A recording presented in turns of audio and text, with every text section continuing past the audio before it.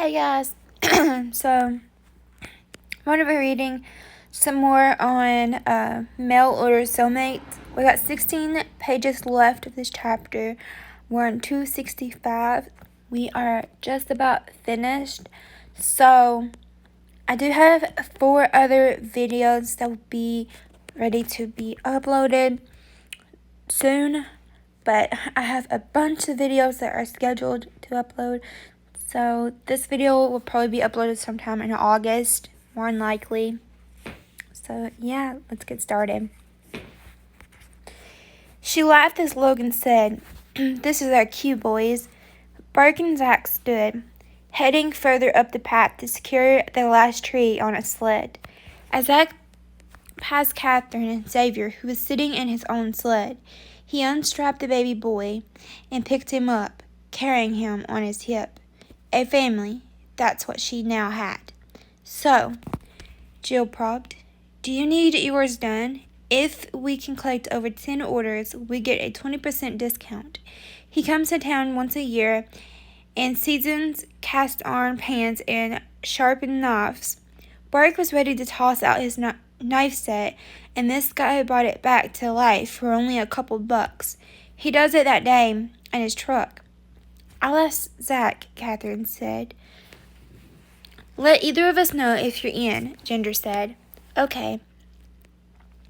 "Did you hear about the break-in near you?" Jill asked Catherine, who shook her head. "It was just a couple streets over from your place." "Don't freak her out," Ginger scolded. "I'm not," Jill laughed. "Everything's a few streets over in Blueberry Springs, and you're the one who should be freaked out because you live even closer. And anyway, Catherine has a security system." "So do I," Ginger said. "As well as a big Berkeley man keeping her warm at night." Catherine ignored the comment, hoping she wasn't blushing. She and Zach weren't quite at the keeping each other warm at night stage. "Again, so do I," Ginger said, with a dry tone. "We don't need details about you ladies and your James Bond," Jill retorted. "Wasn't going to give them." Ginger's expression became somber, and she looked up the hill toward the men. "James Bond?" Catherine laughed. Because they are in security," Ginger said, luckily cutting off Jill, who gave her a funny look. "They hit 3 places in one night." Jill said soberly, "I've been sleeping with my gun under my pillow." "Your gun?" Catherine asked in surprise. Sure, her father had slept that way, but the general British population did not.